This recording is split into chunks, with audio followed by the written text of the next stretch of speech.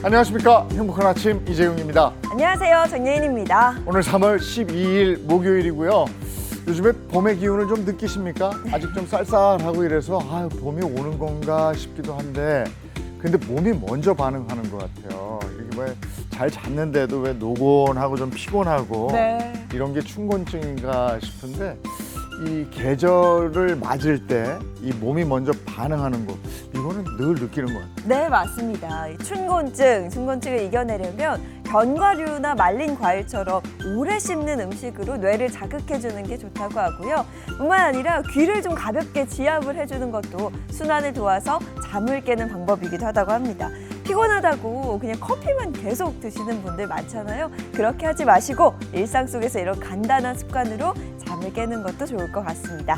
자, 그리고 목요일은 건강 리모델링 준비되어 있습니다. 오늘도 알찬 건강 정보 준비했으니까요. 끝까지 함께해 주세요. 자, 목요일의 행복한 아침 본격적으로 시작합니다.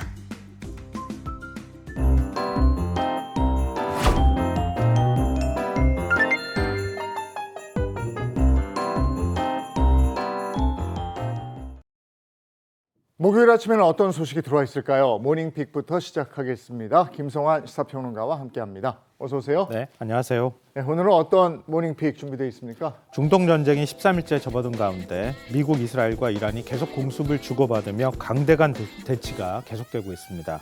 미국은 가장 격렬한 공습을 경고한 뒤에 테헤란을 비롯한 이란 전역에 대규모 폭격을 가했습니다. 새학기를 맞아 수도 환자가 4,800명을 넘어섰습니다. 어린이와 청소년을 중심으로 감염이 확산하고 있어 주의가 필요한 상황입니다. 3월 초 수출이 반도체 호조에 힘입어 역대 최대 실적을 달성했습니다. 관세청은 3월 1일에서 10일 기준 우리 수출액이 215억 달러로 전년 동기 대비 55.6% 증가했다고 밝혔습니다. 오는 21일 방탄소년단 컴백 공연을 앞두고 도심 상권이 들썩이고 있는데요. 아이돌 관련 상품인 굿즈 바가지와 숙박업소 요금표 미개시 등으로 외국인 관광객의 불만이 커지고 있습니다. 노란봉투법 시행과 동시에 하청 노조들이 단체 교섭 요구에 나서고 있습니다. 시행 첫날에만 하청 노조 407곳이 원청을 상대로 교섭 요구에 나선 것으로 집계됐습니다. 네, 오늘도 다양한 소식 들어와 있는데요. 이 가운데 집중적으로 살펴볼 모닝픽 어떤 소식이죠? 미국 이란 전쟁 얘기를 안 할 수가 없는데요. 갈수록 어떻게 금방 끝날 것 같았는데 격화하고 있는 상황입니다. 특히 호르무즈 해협을 누가 장악할 것인가 이게 매우 중요한 상황 아니겠습니까? 지금 우리나라 유조선도 통과하지 못하고 있는 상황이고요. 전 세계 배들이 지금 발이 묶여 있는 상황입니다. 이란은 지금 해협에 기뢰를 설치해서 배들이 통과할 경우에 폭파할 수 있도록 이렇게 장치들을 만들고 있는 상황이고요. 미국은 오히려 그 기뢰를 제거하면서 또 기뢰 설치함을 또 폭격하고 있는 상황이기도 합니다. 미국 입장에서는 에너지 가격의 급등세를 잡지 못하면 국내외 압박에 시달릴 수 있기 때문에 어떻게든 선박의 안전을 보장해야 되는 상황이고요. 이란은 또 정반대죠. 호르무즈 해협을 막고 어떻게든 전쟁을 장기적으로 끌고 가야 좀 유리한 상황이기도 합니다. 근데 미국은 금방 전쟁을 끝낼 수 있다 이렇게 얘기는 하고 있지만 이란에서는 결상전을 얘기하고 있는 상황이기도 합니다. 이게 특히 에너지 수입 의존도가 우리나라가 워낙에 높기 때문에 그 원유 가격도 그렇고 또 주식 시장도 완전히 널뛰기를 하잖아요. 그거 한번 짚어볼까요? 최근 혹시 차량에 기름 넣어보신 적 있어요? 예, 넣어봤어요. 저는 1,900원 넘게 가격으로 넣었거든요. 근데 이것도 그렇게 비싸게 넣은 가격이 아닐 정도로 기름값이 올라서 많은 분들이 아마 걱정하고 계실 겁니다. 전쟁 시작 직후에 배럴당 120달러 턱 밑까지 갔던 국제유가가 다행히 80달러대로 떨어졌습니다. 국내 휘발유 가격도 상승세를 멈추고 하락세로 지금 전환하고 있는 상황인데요. 어제 오전 9시 기준 전국 주유소 평균 휘발유 가격은 리터당 1,906.4원으로 전날보다 0.5원 내렸습니다. 정유 가격도 1,930.7원으로 0.9원 하락한 상황입니다. 정부가 최고가 지정제를 지금 이제 도입하겠다고 얘기를 하고 있잖아요. 그래서 이거보다 앞으로 조금 더 떨어질 가능성도 있겠습니다. 코스피 지수 멀미가 날 정도로 급등락하고 있는 상황이잖아요. 그렇죠. 전쟁 조기 종식 기대감에 코스피가 이틀 연속 상승했습니다. 다만 어제는 장 막판에 차익 실현 매물이 쏟아지면서 상승분을 대부분 반납해 5,600선의 턱걸이를 하기도 했습니다. 네, 이번 전쟁이 끝날지 혹은 장기전으로 이어질지에 대한 관심도 상당한데요. 과연 언제쯤 종식될 수 있을까요? 장담하기는 굉장히 어려운데요. 일단 트럼프 대통령이 어떤 입장을 가지고 있는가가 매우 중요하잖아요. 근데 트럼프 대통령은 현지 시각 11일 이란과의 전쟁이 곧 끝날 것이다. 내가 끝내기를 원하면 언제든 끝날 것이다. 라고 밝혔는데요. 이게 여러 가지 해석을 낳고 있습니다. 자신의 판단에 따라 일방적으로 승리 선언을 한 뒤에 전쟁을 중단할 수 있다고 시사한 것으로 해석되는 대목이거든요. 그러면 이게 더 상황이 나빠질 것 같다 이런 분석도 나오고 있어요. 네. 그러니까 막 폭격하고 난 다음에 그냥 전쟁 끝? 이게 가능하겠냐는 거예요. 근데 중동 전문가들은 트럼프의 압박이 오히려 이란의 벼랑 끝 전술을 자극해서 전쟁을 장기 소모전으로 끌고 갈 가능성도 있다고 보는 겁니다. 만약에 트럼프 대통령 말대로 하겠다고 이란이 파악한다면 이란은 어떻게든 전쟁을 끌고 가려고 한다는 거죠. 그럼 오히려 더 상황이 악화될 수 있다고 하는 건데요. 이번 전쟁은 이란의 체제, 존망이 걸려 있는 문제입니다. 그래서 단기간에 종결되기가 좀 어렵다 이런 건데요. 이란은 전쟁의 끝은 우리가 결정한다. 항전 의지를 지금 밝히고 있는 상황입니다. 그러니까 이런 상황이 지금 애매해진 거예요. 트럼프는 내가 끝낼 수 있다. 이란은 네. 끝내기는 우리가 끝내는 거다. 그렇죠. 이렇게 얘기를 하니까 전쟁이 빨리 끝나야 될 텐데 말이죠. 다음 모닝픽은 뭡니까? 방탄소년단 광화문 공연이 아흘에 9일 앞으로 다가왔습니다. 많은 분들이 또 기대하실 것 같은데요. 지금 30만 명이 몰릴 것으로 예상돼서 서울시의 인파 관리에 지금 비상이 걸려 있는 상황입니다. 근데 이 외에도 빨간불이 켜진 것이 또 있는데요. 바로 바가지 상술입니다.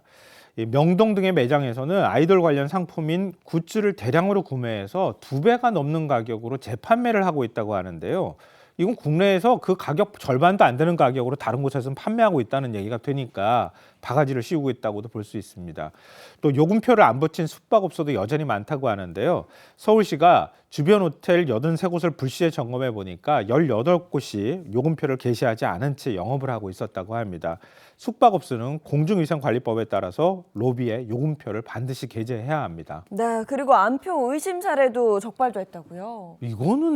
이거 혹시 유혹에 넘어가실까 봐 꼭 제가 이건 설명해 드려야 될 것 같은데요. 문화체육관광부가 안표 의심 사례를 발견해서 경찰에 수사 의뢰를 했다라고 밝혔습니다. 온라인 중고 거래 플랫폼을 보니까 한 105장의 안표 의심 사례 4건이 적발이 됐다고 하는 겁니다. 그런데 문체부에 따르면요. 현장에서 신원 확인을 철저하게 한대요. 안표 판매한다 그래서 안표 못 구했어. 빨리 나 그 하면은 내가 볼 수 있을 것 같아라고 사람들은 생각할 수 있겠지만 엄격한 본인 신원 확인 절차를 거치기 때문에 다른 사람 거 들고 와도 소용이 없다는 겁니다. 여기에 속아 넘어가시지 마셔야 될 것 같습니다. 어쨌든 이런 현상을 보면 K-팝의 영향력이 대단한데 그렇죠. 외국인들이 막 들어와서 이거 보겠다고 그죠? 네. 좋은 인상을 받아가지고 가게끔 서로 좀 노력을 해야 되겠습니다. 자, 다음 픽은요. 노란봉투법 시행 첫날인 지난 10일 하청노조 407곳이 원청 221곳을 상대로 요소에 나선 것으로 집계가 됐습니다. 이 노란봉투법 시행으로 사용자성이 인정된 원청은 하청노조와 단체 교섭을 해야 하는데요. 교섭 의사를 갖고 교섭 요구 당일 즉시 공고한 사업장은 한화우션, 포스코, 쿠팡, CLS, 부산교통공사, 화성시 등 5곳에 불과했다고 합니다. 나머지 기업들은 자신이 사용자에 해당하는지 사용자성을 검토한 뒤에 공고 여부를 결정하거나 최대 20일 걸리는 노동위원회의 판단을 거칠 것으로 보입니다. 경영계 분위기는 어떤가요? 일단 경영계는 당장 어떻게 하겠다기보다는 좀 상황을 지켜보겠다는 분위기가 좀 강한 것 같습니다. 한국경영자총협회는 짧은 입장문을 내고 노동계의 교섭 절차 준수를 또 정부에는 원청 사용자성에 대한 객관적이고 공정한 판단을 당부했습니다. 이 사용자성은 그러니까 노동자를 고용하고 근로조건을 결정할 권한을 갖고 있는지 이걸 좀 확인을 받는 절차라고 볼 수 있고요. 이 사용자성이 인정이 되면 하청노조는 우리하고 교섭하시오라고 요구를 할 수 있게 되는 겁니다. 사용자 기준이 지금 명확하지가 않아서 이 부분에 대한 혼란이 조금 있기도 하는데요. 사용자성 인정 여부가 매우 중요하기 때문에 이 부분에 대해서 경영계에서 좀 공정한 판단을 해달라 이렇게 요구하고 있는 상황입니다. 노사 간의 현장에서 이게 어떻게 적용이 될지 더 좀 지켜봐야 되겠군요. 자, 모닝픽 여기까지 하겠습니다. 김성환 평론가와 함께했습니다. 고맙습니다. 고맙습니다.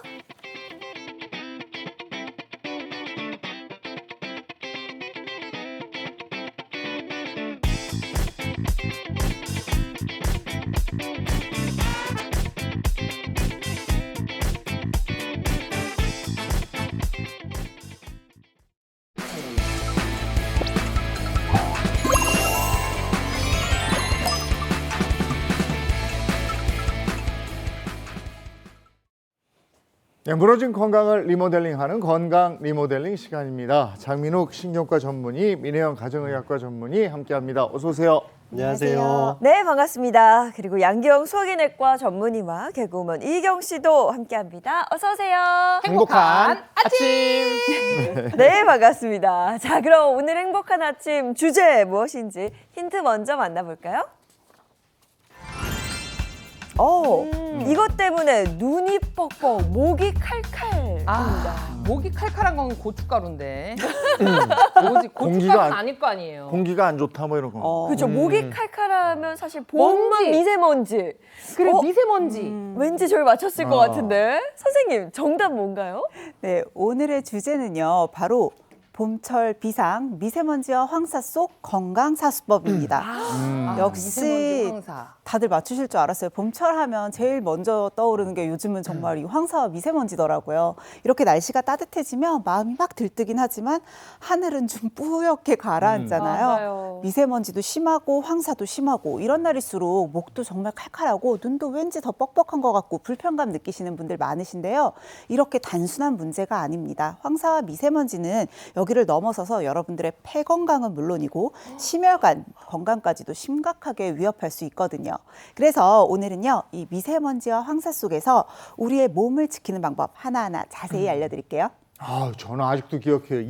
2019년에 어. 그렇게 미세먼지 황사가 어마어마했어요. 그래요? 2019년. 2020년인가 그때 코로나잖아요. 네. 그래서 그 전에 징조였나 이런 생각이 할 정도로 오. 굉장히 심했었던 기억이 아직도 있습니다. 근데 봄에는 우리가 좀 산책도 하고 싶고 집안 창문도 쫙 열고 대청소도 하고 싶고 막 이러는데 맞아요. 이게 미세먼지하고 황사 걱정이 되거든요. 미세먼지, 황사 이건 어떻게 다른 겁니까? 뭐 둘 다 공기 중에 떠다니는 먼지지만 그 발생 원인 또 함유되어 있는 여러 가지 물질들 특성에 따라서 좀 분류를 해야 될 필요가 있습니다. 먼저 미세먼지는 우리가 호흡기를 통해서 입으로 들어올 수 있는 각종 먼지들을 모두 다 말합니다. 그래서 대기 중에 떠다니는 먼지를 다 말할 수가 있는데 주로는 자동차 배기가스나 공장이나 발전소에서 많이 배출이 되니까 뭐 난방이나 연소하는 과정들 그러니까 다 인간이 만들어낸 거잖아요. 네. 인간이 만들어내는 과정에서 발생한 아주 작은 먼지 입자를 말하고요. 세계보건기구에서는 이것을 1급 발암 물질로 분류하기도 했습니다.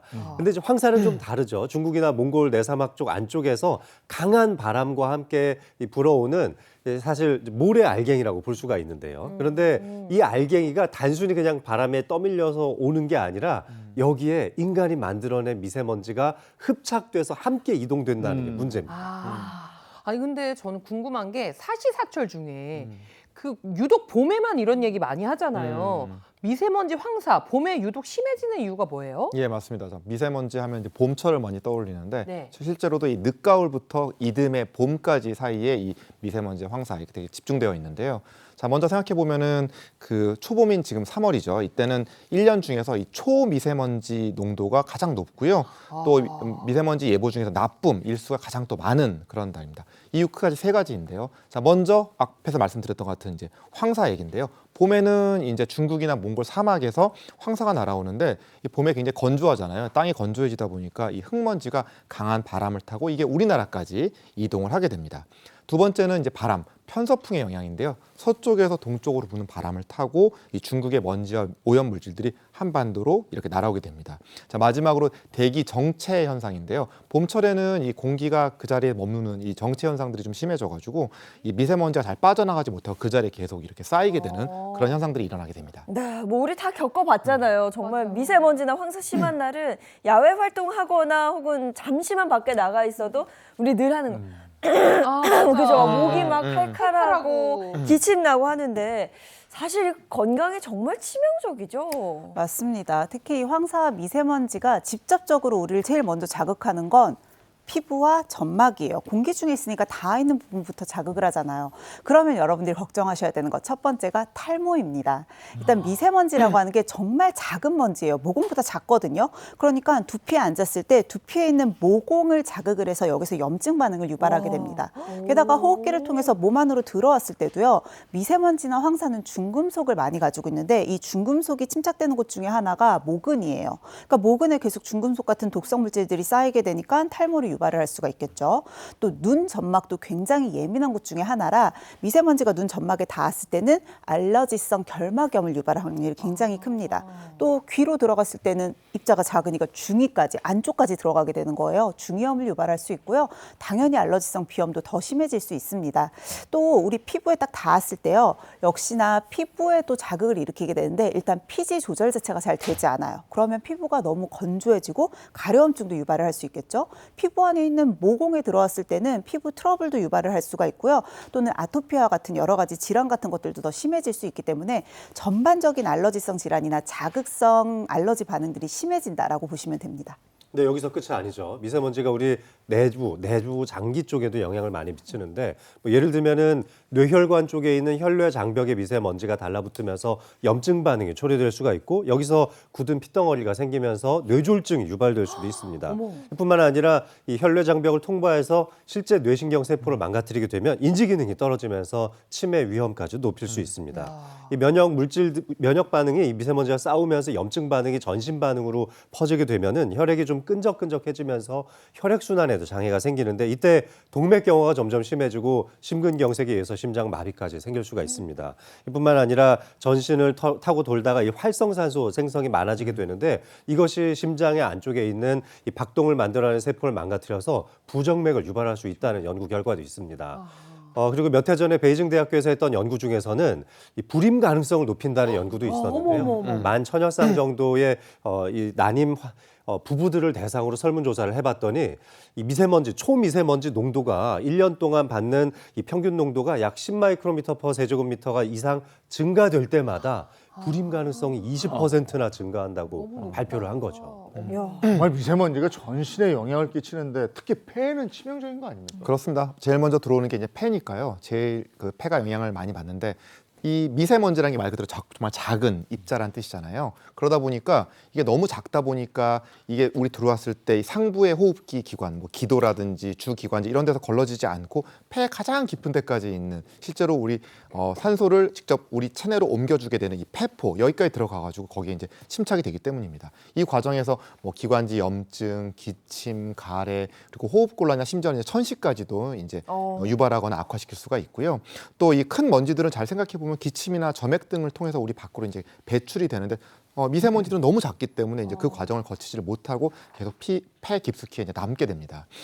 그래서 이제 이게 장기 노출이 되게 되면은 이제 만성적인 호흡곤란을 일으키는 만성 폐쇄성 폐질환을 악화시키고요. 더 진행을 하게 되면 이제 폐암의 위험성까지 높이게 됩니다. 와. 아니 선생님 그런데 그러면 미세먼지가 대체 작으면 얼마나 작길래 얘들이 막 폐 속까지 들어가고 그러는 거예요? 이 머리카락과 비교해 보시면 좀 쉽게 이해하실 텐데요. 머리카락 굵기가 보통 50 마이크로미터에서 70 마이크로미터 정도 네. 됩니다. 근데 우리가 미세먼지라고 분류하는 기준 자체는 10 마이크로미터보다 작으면 미세먼지로 분류를 합니다. 그런데 초미세먼지가 우리 몸속 깊숙이 이제 침투할 수 있는 가장 작은 입자인데 이것은 2.5 마이크로미터 이하니까 머리카락 굵기의 한 20분의 1, 30분의 1 정도의 크기로 굉장히 얇은 거죠. 이런 거면 쉽게 모공을 통과해서 바로 그냥 혈액 안으로 흡수될 수 있을 정도의 굉장히 작은 크기입니다. 와 이렇게 머리카락이랑 비교하니까 미세먼지가 얼마나 작은지 지금 확 느껴지거든요.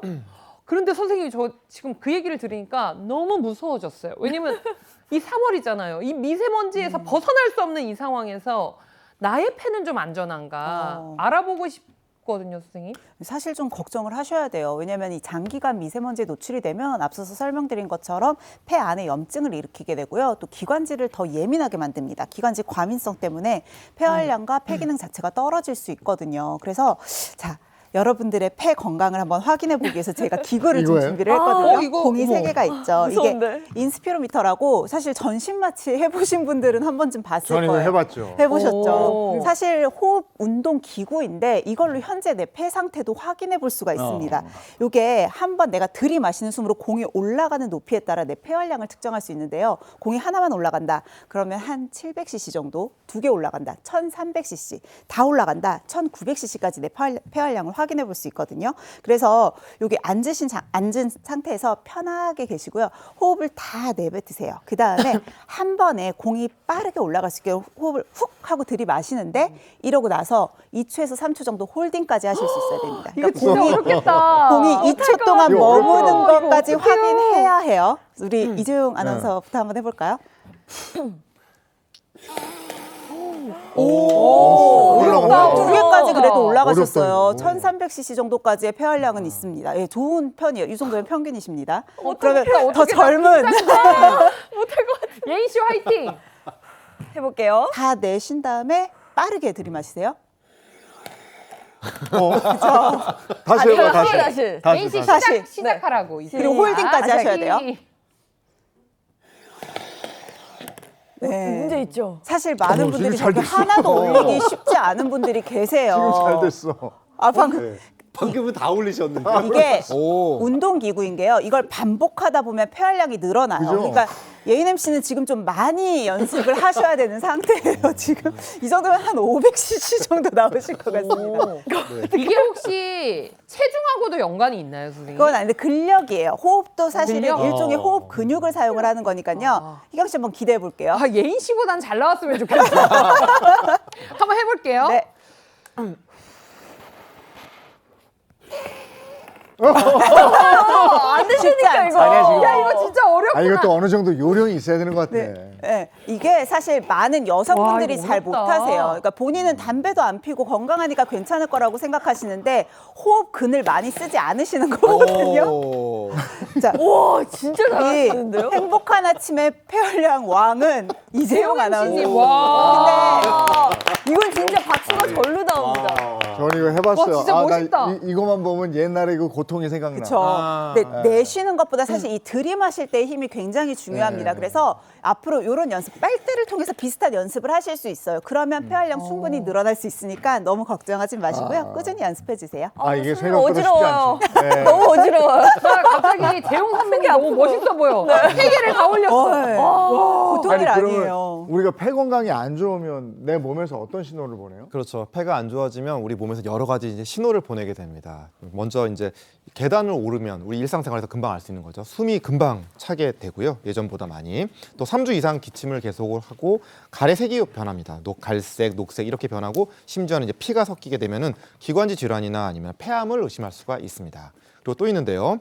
가슴이 좀 조여드는 느낌이 들거나 콕콕 쑤시는 그런 느낌 들 수가 있고요. 목소리가 2주 이상 쉰 상태로 지속되면 폐 종양이 이제 성대 신경을 누리고 있을 가능성도 한번 생각을 해봐야 됩니다. 또 이유 없이 체중이 감소하거나 피로감, 식욕 부진이 있을 수가 있습니다. 정말 무섭네요. 그러면 요즘에는 미세먼지가 심한 날은 알려주잖아요. 뭐 어플이나 이런 걸 통해서. 그럼 미세먼지가 심한 날은 아예 야외 활동을 자제하고 집에만 콕 틀어박혀 있으면 건강을 지킬 수 있는 건가요? 아, 근데 그것도 아닙니다. 사실 더 큰 문제는 네. 집안에서 일상생활을 하고 있는 동안에도 미세먼지 농도가 올라갈 수 있다는 거죠. 내가 아무렇지도 않게 생각했던 집안의 여러 가지 일상생활들이 실내 미세먼지를 유발하거나 높일 수 있습니다. 네, 그래서 준비했습니다. 실내 미세먼지 유발자 탑3 준비했는데요. 어떤 것들이 있는지 하나하나 좀 살펴볼게요. 자, 첫 번째는요. 굽고 튀기는 요리, 비흡연자도 폐암? 어머, 이게 무슨 말이야? 사실 이 실내 미세먼지가 가장 많이 발생하는 순간 중에 하나가 바로 요리할 때예요. 그러니까 어머님들 특히 주의하셔야겠죠. 일반적인 요리 중에서도요. 기름을 사용해서 굽거나 튀기는 요리를 할 때 초미세먼지가 최대 60에서 70배까지도 더 증가할 수가 있습니다. 어머. 그래서 요리별로 좀 살펴보게 되면요. 고등어 구이 가장 많이 나오고요. 삼겹살, 달걀 프라이, 볶음밥, 돈가스 순으로 많이 발생을 합니다. 특히 이 고등어 구이가요. 지금 보면 2290 마이크로그램 퍼 세제곱미터라고 나오잖아요. 이게 어느 정도 수준이냐면 우리 보통 대기 초미세먼지 매우 나쁨 기준이 76 마이크로그램 퍼 세제곱미터예요. 어머. 30배 이상 정도 된다라고 보셔야 됩니다. 그러니까 대기보다 오히려 실내가 훨씬 더 안 좋을 수 있다는 거예요. 특히 잠깐도 나온 비흡연자도 폐암 이게 무슨 뜻이냐면 여성 폐암 환자는 88%가 비흡연자라고 알려져 있습니다. 그래서 가장 큰 원인 중에 하나가 바로 이 요리 매연으로 꼽히게 되거든요. 그래서 폐암 발병 위험을 봤을 때 그냥 일반적인 간접 흡연을 2년 정도 했을 때 폐암의 가능성이 1.64배, 그러니까 64% 정도 올라가게 돼 있어요. 그런데 이 기름 요리를 주 4회 이상 한 경우 어느 정도까지 올라가냐면 3.67배까지 오, 증가할 너무 수 높다. 있습니다. 상당히 높죠. 네. 아니 우리 주부들은 특히 요리하는 시간이 굉장히 많잖아요. 길다 보니까 생각보다 노출되는 시간이 굉장히 많겠어요? 맞아요. 그래서 특히나 내가 굽거나 튀기는 요리를 한다 이럴 때는 후드를 이렇게 연기 나는 순간부터 켜지 마세요. 요리 시작 처음부터 켜놓으시는 게 더 좋고요. 또 중간에 창문까지 같이 열어서 자연 환기를 병행하는 게 좋습니다. 또 요리가 끝난 후에도 바로 후드 끄지 마시고요. 최소 30분 정도 후드를 작동을 해서 이 잔여, 남아있는 미세먼지까지도 다 제거하셔야 됩니다. 또 요리하시는 분들 보면 후라이팬 예열 많이 하시잖아요. 네. 그런데 음식 없이 빈 후라이팬을 이제 강불로 오래 가열을 했을 때는 연기도 많이 나오고 미세먼지도 많이 나오거든요. 그래서 예열 시간은 최대한 짧게 갖는 게 더 좋습니다. 네, 굽거나 튀기는 요리를 할 때는 꼭 기억하셔야겠습니다. 자, 실내 미세먼지 유발자 탑3 두 번째 이어서 한번 볼게요. 보시면 오래된 청소기는 미세먼지 생성기. 이것도 너무 충격적이다. 아니 청소기 예, 그렇습니다. 먼지를 빨아들이는 건데 그렇습니다. 이게 오히려 만들 수 있다는 거예요? 예, 근데 청소기가요, 이런 사용 방법이나 또는 이 제품의 종류에 따라서 말씀하신 것처럼 미세먼지를 만들거나 오히려 퍼뜨릴 수도 있으니까 정말 주의가 필요합니다. 일단 오래된 청소기나 아니면 필터가 약한 제품들은요, 빨아들인 먼지 일부가 이게 배출이 되면서 배출을 통해서 다시 나오면서 미세먼지 생성기 역할을 할 수가 있고요. 네. 또 이제 먼지가 많은 곳이 있잖아요. 뭐 카펫이나 침구 같은데 이런데 청소를 하다 보면은 이게 오히려 공기 중으로 퍼지거나 아니면은 그 문제가 될 수가 있고 또 이 먼지통 결국 다 하고 나서 비워야 되잖아요. 또 비우는 순간에 이런 먼지가 그냥 폭발할 수도 있는 것입니다. 저희 집도 청소기가 좀 오래됐는데 음. 오래된 청소기 우리 주부님들 공감하실 거예요. 돌릴 때 꼬순내가 나요. 약간 이렇게. 약간 맞아요. 이렇게 알아요. 집에 오래된 꼬순내가 나는데 아 이게 나쁜 거일 수도 있겠구나라는 생각이 순간 지금 들었고요. 청소하려다가 뭔가 미세먼지를 더 많이 만들어내는 꼴이 돼버린 느낌이거든요. 그러면 우리가 어떻게 청소를 해야 미세먼지를 최소화할 수 있어요? 그렇죠. 이 청소기 일단 구매를 하실 때 네. 미세먼지 방출량이라는 게 있습니다. 근데 그런 것들이 어느 정도 수치인지 꼭 확인을 한번 해보시고요. 그 다음에 또 이렇게 미세먼지 잘 걸러줄 수 있는 특수한 필터가 있습니다. 헤파 필터라고 하는 건데 이게 장착된 제품을 좀 사용하시는 것이 현명한 방법이 되겠습니다. 그리고 또 이제 아까도 얘기했지만 예보 많이 나오잖아요. 네. 오늘이 뭐 미세먼지가 어느 정도 돼서 미세먼지가 좀 나쁜 날은 오히려 좀 청소기를 돌리지 않는 것이 좀 더 현명한 방법이 될 수가 있겠습니다. 그리고 청소기 사용할 때는요, 창문 열어놓고 이 환기가 될 수 있도록 하고 하시는 게 좋겠고 또 하고 나서는 밀대로 이렇게 물걸레질, 물질을 이렇게 많이 해주시는 것이 아무래도 좀 좋고 아까 먼지통 비울 때 말씀드렸는데 이거 밖에서 꼭 이 실내가 아닌 밖에서 비우는 것이 좋겠습니다. 먼지통 이렇게 탁 열었을 때 우리가 오화 소리 나오잖아요. 막 한번 확 휘날리면서 맞아. 다 잘못하고 있었네요. 자, 그럼 실내 미세먼지 유발자 탑3 마지막 살펴보도록 하겠습니다. 이번에도 저는 잘못하고 있을 거란 생각이 드는데요. 네. 역시 잘못하고 있군요. 환기 없이 향초, 힐링 아닌 킬링이라고 되어 있습니다. 집에서 왜 좀 오. 이렇게 좋은 향 내고 힐링하고 기분 전환하려고 향초들 많이 피우시잖아요. 네. 잘못된 사용으로 미세먼지 양이 증가할 수가 있는데요. 이 밀폐된 환경 안에서 너무 장시간 태우셔서는 안 되겠습니다. 향초가 태울 때 저 왁스가 타는 거거든요. 그러면서 미세먼지 농도가 증가할 수 있고요. 또 끄름도 생기는 경우가 있죠. 이러면 이제 미세먼지 더욱더 많이 증가합니다. 특히 환기 없이 장시간 사용하게 되면 오염된 실내 공기가 빠져나가지 못하니까 매우 위험하실 수 있습니다. 그럼 향초 사용할 때 어떤 점을 지키면서 해야 됩니까? 일단은 뭐 환기가 필수고요. 두 번째로 끌 때 네. 입으로 후 불어서 끄지 마시고 어. 사실 전용 덮개 같은 걸 이용해서 딱 눌러서 끄시는 게 가장 안전합니다.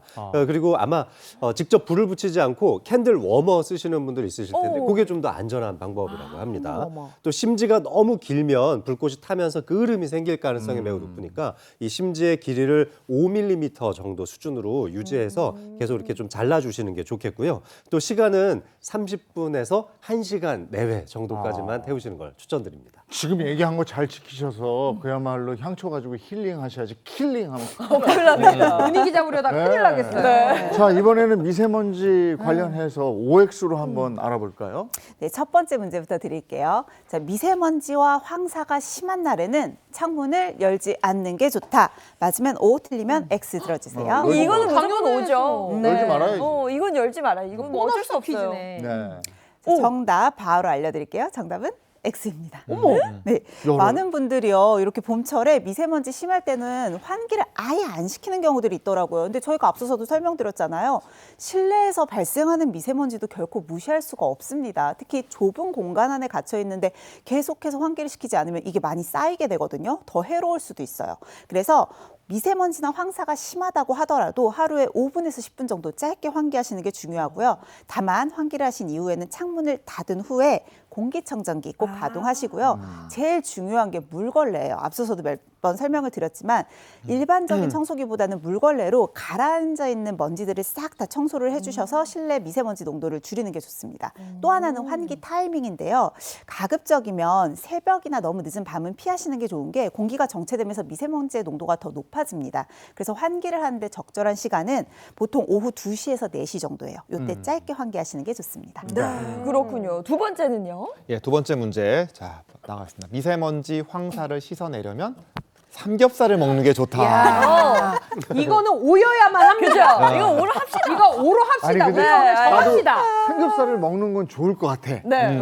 근데 이거 먹으려면 생으로 먹을 수 없으니까 굽거나 뭐 해야 구워야 돼서. 먹을 때 또 아, 나오나? 그러니까 또 안 좋은 거 아닌가. 오. 이거 그냥 오로 해주세요. 근데 아 진짜 선생님. 오로 합시다 선생님. 그냥 진짜 오로 한 번만. 네. 가끔 예보가 미세먼지가 나쁨이 나오면 야 드디어 오늘 저녁에는 삼겹살 먹는다고 씻어내야 된다고. 정말 좋았던 기억들 다들 한 번씩 있으실 텐데 정말 제발. 아쉽게도 정답은 X입니다. 아, 예, X예요? 그렇죠. 사실은 그렇죠. 이게 왜 이런 말이 퍼졌는지 먼저 말씀을 좀 드려야 될 것 같은데요. 옛날에 이 석탄을 캐는 이 광부들이 아주 깊은 곳에 가서 공기가 좋지 않은 곳에 일을 하시고 나서 저녁에 삼겹살을 드셨다 이런 얘기를 듣고선 아 그러면 저 삼겹살이 그런 미세먼지나 나쁜 공기들을 이제 밖에서 빼내는데 도움이 됐겠구나 하고 하면서 이게 속설이 퍼진 건데 실제로 그렇지 않습니다. 잘 생각해 보면 우리가 이제 음식도 공기도 이렇게 구강내로 들어가서 이제 체내로 흡수가 될 때 길이 있죠. 이 공기 호흡은 기도라고 하는 이 성대를 통해서 기도라고 해서 이제 기관지로 해서 들어간다면 음식은 그 바로 뒤쪽에 있는 식도라고 하는 그런 길로 해서 들어가게 되잖아요. 길이 아예 다릅니다. 그렇기 때문에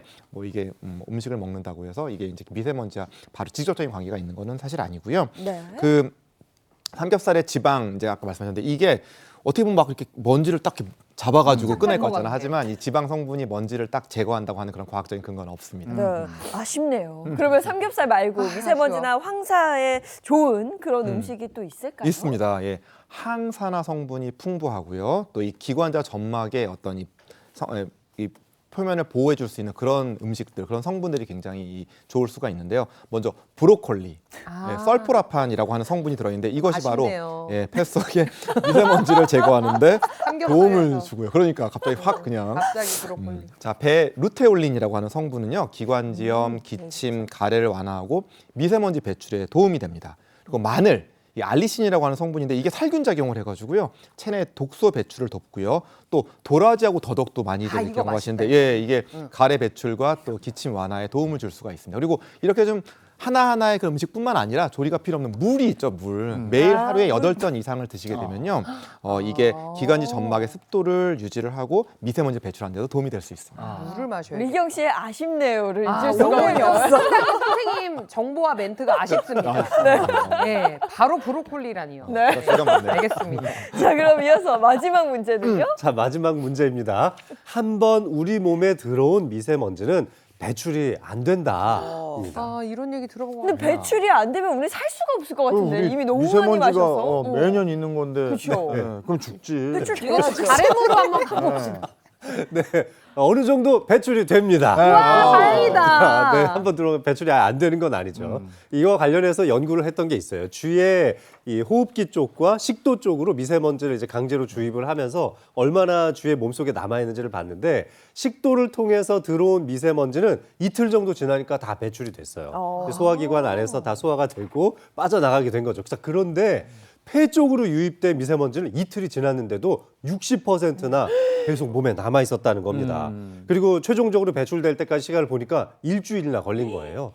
근데 생각해 보세요. 미세먼지가 계속 일주일 내내 반복되고 있는 요즘 내가 배출시키는 속도보다 흡입되는 양이 훨씬 더 많을 거 아니에요. 이러면 이제 몸에 점점 축적되기 시작할 수 쌓이겠지. 있다는 거죠. 네. 배출은 되지만 배출되는 그 시간 그리고 또 이 배출되는 양 이런 게 느리기 때문에 조심을 해야 되겠고 근데 우리 폐를 튼튼하게는 어쨌든 해야 될 거 아니에요. 지금 한 개 잘 안 올라갔는데. 예희 씨랑 저는 하나 겨우 올라갔어요. 두 분 이 폐를 좀 건강하게 만들어 주셔야 될 것 같은데. 네, 폐 튼튼 운동법 준비를 해봤는데 폐를 이제 이용해서 운동할 때 제일 중요한 게 횡격막이거든요. 네. 자, 횡격막 충분히 이완시키고 강화시키는 운동 알려드릴 테니까 혜경 씨, 예인 씨 같이 나와서 한번 해보시죠. 아, 우리 물병을 완성해야 뒤에 돼요. 준비해드렸거든요. 우리 오늘 꼭 가지고 배워야 한번 돼요. 네, 이거는 무조건 해야 돼요. 집에서. 아, 오늘은 꼭 해야 돼. 네, 먼저 물병은 잠시 내려놓고 첫 번째 운동을 좀 해볼 텐데요. 이 횡격막과 또 주변, 호흡근 주변의 근육의 이완을 위해서 이렇게 W 모양으로 팔을 한번 꺾어 보겠습니다. 자, 옆으로 왼쪽부터 한번 최대한 옆으로 좀 비틀어 볼까요? 어깨를 반드시 펴고 자, 이렇게 비튼 상태에서 안쪽에 있는 횡격막이 이완될 준비가 됐습니다. 이때 숨을 크게 들이마셔 주세요. 들이마신 상태에서 5초 정도 유지하겠습니다.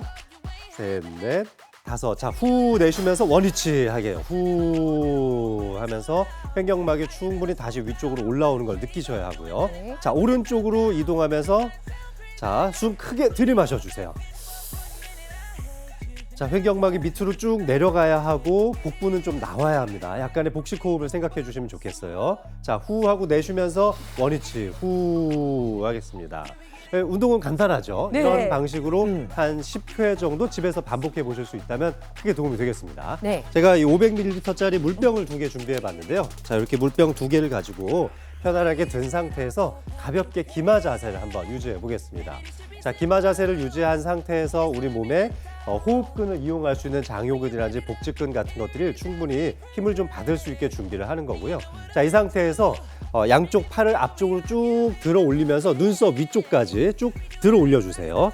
자, 들어 올리면서 숨을 크게 들이쉬는 겁니다. 들이쉬고 천천히 내리면서 네, 뒤쪽으로 쭉 뻗어서 올려주세요. 하면서 후 하고 내쉬면 되겠습니다. 스키 타는 거요? 그렇죠, 마치 그러네. 기타는 동작 같죠. 자, 앞쪽으로 다시 쭉 끌어올리면서 들이마셔 주시고요. 네, 충분히 내쉬면서 뒤쪽으로 쭉 뻗어주세요. 스키나 썰매 타는 동작 같네요. 네. 자, 이렇게 함으로써 호흡을 할 때 사용할 수 있는 근육들을 충분히 이완시키고 강화시킬 수 있는데 중요한 건 이 횡격막을 꽉 움츠렸다가 쭉 밑으로 이완시키는 끌어내리면서 거. 복식 호흡을 하면서 숨을 들이쉬면 좋겠습니다. 오, 해볼 수 있을 것 같아요. 충분히 이거는. 네. 네. 이 운동도 이제 호흡과 같이 하니까 도움이 될 것 같은데 뭐니 해도 황사하고 미세먼지 심하고 이럴 때는 마스크 써야 되는 거죠. 맞아요. 맞습니다. 사실 뭐 밖에 나가면 어쩔 수 없이 우리가 호흡이란 걸 해야 되기 때문에 미세먼지, 황사 예방하는데 최고는 역시 마스크라고 할 수 있겠는데요. 일단 일반 면 마스크 또는 패션 정말 예쁜 마스크라든지 아니면 수술용 덴탈 마스크 이런 것들은 아무래도 미세먼지라는 게 너무 이 사이즈가 작다 보니까 그냥 다 투과해서 통과할 수 있기 때문에 아무래도 그런 것들은 좀 피하시는 게 좋겠고요. 역시 이제 KF 마크가 있는 이 보건용 마스크를 쓰시는 게 좋겠습니다. 우리 코로나 겪으면서 많이 알게 됐잖아요. KF80은요. 우리가 이제 보통이라든지 나쁨 정도에 있는 그런 미세먼지 날은 사용해도 괜찮습니다. 미세먼지 약 80% 정도를 차단할 수가 있고요. KF94는 미세먼지 입자를 정말 94% 차단을 하고 초미세먼지 차단에 효과적이고 미세먼지가 매우 나쁘거나 황사가 심한 날 쓰시면 좋겠습니다. KF99는 아무래도 숫자가 많이 올라갔기 때문에 보호력은 뭐 99% 좋지만 숨쉬기가 불편하니까 이제 호흡곤란이나 두통 같은 걸 유발할 수가 있습니다. 그러니까 어린이나 노약자 또 임산부나 아니면 심혈관 질환자는 착용에 좀 주의가 필요합니다. 네. 근데 아무리 KF94든 99든 이런 마스크들도 뭔가 제대로 쓰지 않으면은 소용이 없다고 하더라고요. 이거 어떻게 써야 돼요? 일단 제가 KF94 마스크를 준비를 했는데요. 중요한 건 밀착이거든요. 그래서 보통 쓸 때 앞에 철심 있죠. 이걸 코 모양에 좀 맞춰주시고 마스크를 쓴 후에 이 부분을 꾹꾹 눌러주세요. 그래서 호흡을 하면서 주변에 이렇게 바람이 새나가지 않는지 보는 게 굉장히 중요합니다. 그래서 얼굴에 틈이 없어야지 효과를 완전히 보실 수 있고요. 또 이렇게 겉으로 봤을 때는 사용하고 나도 멀쩡한 것 같아서 재사용하거나 빨아 쓰시는 분 계신데 정전기 필터입니다. 그래서 재사용은 절대 안 되고요. 일회용으로 사용하신 후 버리시는 게 좋습니다. 아니 그래도 답답하니까 나가서 마스크 쓰고 산책 좀 해도 괜찮지 않아요? 근데 산책 장소가 중요하죠. 이게 매연이 많이 있는 큰 길가에서는 하지 마시고요. 가능하면 숲이라든지 공원 같이 좀 자연과 친화적인 곳에서 산책하시면 좋겠습니다. 네. 너무 저 집에만 웅크리고 계시지 말고 아까 환기도 하라고 그러셨으니까 네. 2시에서 4시 네. 그런 거 좀 지키셔서 우리 폐가 건강해야 또 다 건강하니까. 맞아요. 알겠습니다. 오늘 황사와 미세먼지에 대해서 알아봤습니다. 고맙습니다. 고맙습니다. 자, 이어서 날씨 알아보도록 하겠습니다. 문단영 기상캐스터 나와주세요. 네, 오늘 서쪽 지역과 동쪽 지역의 날씨가 다릅니다. 서쪽 지역을 중심으로는 먼지 농도가 짙겠고요. 동쪽 지역을 중심으로는 비는 소식이 들어있는데요. 현재 서울의 기온은 1.2도를 보이면서 어제와 비슷한 정도입니다. 대기 정체로 먼지 농도가 높게 나타나고 있는 가운데 중서부 지역을 중심으로는 국외 미세먼지까지 유입되면서 농도가 더 짙어지겠습니다. 서울을 비롯한 그 밖의 수도권과 충청, 전북을 중심으로는 일평균 미세먼지 농도 나쁨 수준을 보이겠고요. 늦은 오후부터는 청정한 북동기류가 유입되면서 동쪽 지역을 중심으로는 농도가 옅어지겠습니다. 오늘부터 내일 오후 사이에 동해안을 중심으로 비눈이 내리는데요. 기온이 낮은 강원 산간을 중심으로는 최대 20cm의 눈이 내려 쌓일 수 있겠고요. 그 밖에 동해안과 영남 지역에는 5에서 20mm의 비가 내립니다. 오늘 한낮 기온은 어제보다 높아지겠습니다. 서울과 대전, 부산이 13도까지 오르겠고 광주는 14도로 온화하겠는데요. 다만 해가 지고 나면 기온이 급격하게 낮아지면서 일교차가 크겠습니다. 내일까지 동해안에 내리는 비눈을 제외하고는 주말까지 뚜렷한 비 소식은 없겠고요. 일교차는 계속 크게 벌어지겠습니다. 오늘부터 비눈이 내리는 강원과 영남을 중심으로는 강풍까지 불어오니까요. 안전사고 유의하시기 바랍니다. 지금까지 날씨 전해드렸습니다. 아직은 쌀쌀하긴 하지만 네. 예, 이제 봄이 되고 이러면 오늘 미세먼지 얘기했잖아요. 마스크는 꼭 쓰셔야 돼요. 그러니까 이제 조금 있으면 목 칼칼하다 이런 얘기 정말 많이 할 텐데 외출하실 때는 미세먼지 차단용 마스크 앞서 이제 민현쌤 이야기해준 것처럼 올바르게 착용하시는 게 중요하겠습니다. 좋은 하루 보내시고요. 저희는 다음 주 월요일 아침 8시에 돌아올게요. 행복한 아침, 행복한 하루 되십시오. 고맙습니다. 고맙습니다. 즐거운 밤의 세상 Play the next channel A